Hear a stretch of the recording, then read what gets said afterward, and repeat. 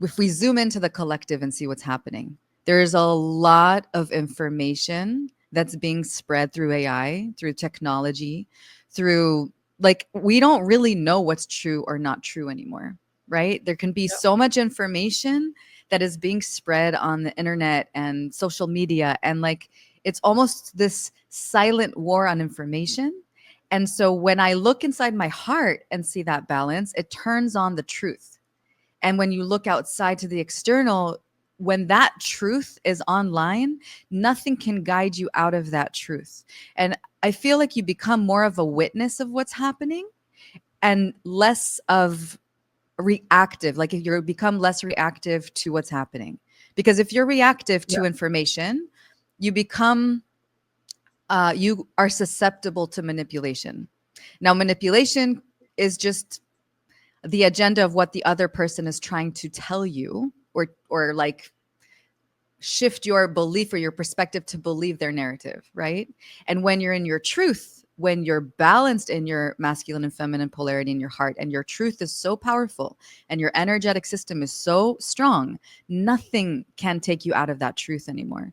So to answer your question, for light workers and people that have been on this path and this healing path, my answer to that is the more you focus on your inner balance and tuning into your divinity, nothing can touch you anymore. Not the news, not the external. You'll be so in your joy and so in your bliss and so in your natural ecstatic nature that nothing can touch you anymore. And that's when you can be in service. That's when you start being in service and it's coming from a really joyful place. Then when you're in joy and you're in peace and you're in bliss, it's a lot easier to be in service when you're feeling that good. Wow. I love the way that you have with words. I think like you are so eloquent. So thank you for that answer. Thank you. And that made me like think about so many other redirections I could ask you for that. Okay. I'm thinking always in terms of astrology. And this year until next year, we're having the nodes, which is very, very karmic. And the North Node looks to collective future karma, where we're heading as a collective. And right now it's in the sign of Pisces. And the South Node, which is what we're trying to heal, what we're trying to walk away from on a collective level, is Virgo. So it's the axis of service. So also hence why I was asking you about like the messages that you were getting from, especially for the light workers, because I feel like it's a very, very pivotal year for in terms of mission, in terms of doing work on ourselves in order to better serve, as you were also telling us about. So the North Node right now is in the sign of Pisces, and we're going to talk about the eclipses, which is always, of course, connected with the nodes.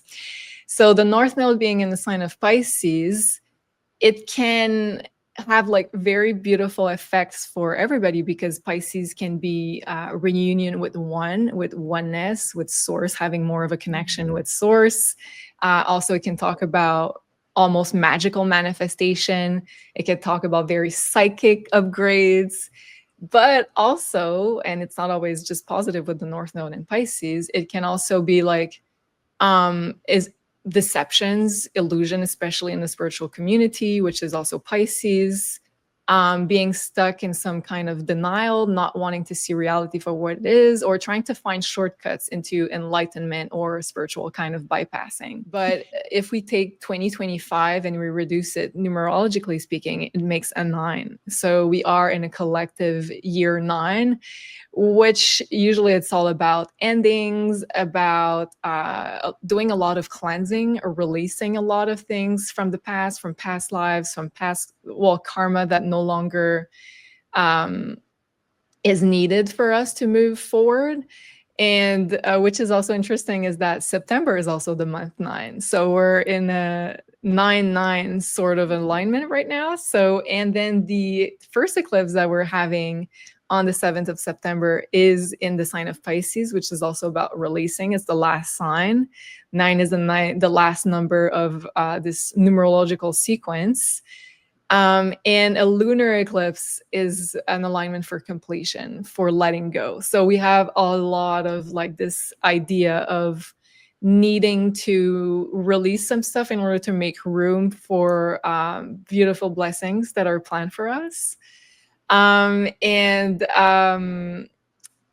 I guess it's the time maybe before I ask my question, because I want to know what you were guided to share with us with for this eclipse specifically. But maybe it's the time that we announce that we're going to do something very cool together. And yeah, we have been brought together by divine forces in order to bring you this very cool project. And and I think like a lot of you guys watching identify as being light workers, starseed. And I think like especially this time, this eclipse season is a very big upgrade in terms of frequency for all of us. And a specific like attunement to a frequency that is going to be very important for us to hold, I feel. So we have decided to get together for two beautiful activation, and I'm so excited because Morayana, you are the absolute best at guiding those activation using light language now, also channel English, channel messages, sound healing, frequency healing. You use a lot of your art, I would say, your instruments, and I think this makes it all very, very, very powerful. So this is what we've been guided to put together. So it's going to be a series of two activations that we're going to do near the eclipse, not exactly on the day of, because Morana, you have been guided to by your guides not to put it on the day of because the energy would be too intense. It's also, yeah, it's also like the teachings of the Native Americans. They used to hibernate and not leave the house. Like normally on the eclipse day, you don't Right. really want to do anything on that day. You want to rest Yeah. and be low profile as much as possible. Like just chill out. Yeah. Don't do anything too major. So yeah, I think it's the best to not do it on the day, but near the eclipse. And also, like eclipses also coincide with a lot of surprises usually. So usually we have to open up some time and not be too, let's say, fixated on a very tight schedule, because usually the universe brings in surprises and we need to adapt very quickly. So that's what's been happening to me in the past days personally. A lot of announcements, change of plans, and yeah. So to come back to this beautiful offering here, we're going to be doing, and this is going to be called Eclipse Gateway Activations. So these are two activations that are going to be September 8th and 2 weeks later, September 19th. We're starting, of course, with the Pisces total lunar eclipse, which is going to be so powerful in order to liberate us from a lot of past lives karma, stagnant energy, do a lot of healing, but also be ready to manifest our dreams, which is also the energy of Pisces.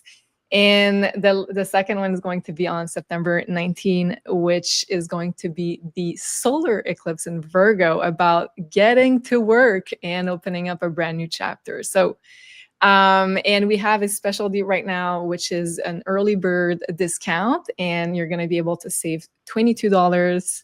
And that's going to be for a few days only. So we're doing like a flash early bird until the eclipse, until Sunday the 7th. So do take advantage of that. We're so excited for that. The moon lunar eclipse, we're going to focus on purification, and it's going to be purification in the heart. Things like betrayal, manipulation, deceit, resentment, heavy density. All those words have so much, like when I say them, it's like my body wants to like fold and like, bring me to the ground because they're so intense. We're going to focus on start to purify these dense energies, because if you want to manifest, if you would like your masculine and feminine polarity to come online and have a really strong, vital life force, the stronger vital life force you have in your electric circuit, the stronger the love and light energy is going to be in your body. And the stronger the light energy and love energy in your body, the easier you're going to become a master manifester. Now, when I say, I'm getting chills as I'm saying this, when I say master manifester, there is something to be said. Even if your electrical circuit is strong, but you're thinking negative thoughts, you're going to manifest that. That's when you start realizing, because you can see the experience once you start being really in tune and like you're in complete awareness with what's happening. My experience in my life right now is where I become the witness.